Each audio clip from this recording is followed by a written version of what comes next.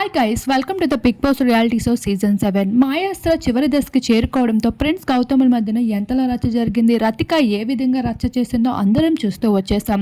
ఇదే విషయంపై శివాజీ ప్రశాంతులతో రతిక అయితే డిస్కషన్ పెడుతూ ఉంటుంది. వారిద్దరు గ్రూప్గా ఆడుకుంటున్నారు, అదంతా పర్సనల్గా తీసుకుంటున్నారు. అసలు ఇదంతా అవసరం లేదు.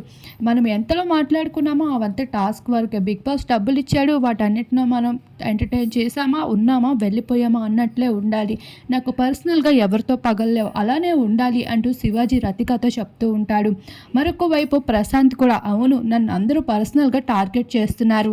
నేను హౌస్ లోపలికి అడుగు పెట్టేటప్పుడే అనుకున్నా నేను సింగిల్ వార్ని, అందరితో సింగిల్గానే ఫైట్ చేయాలని.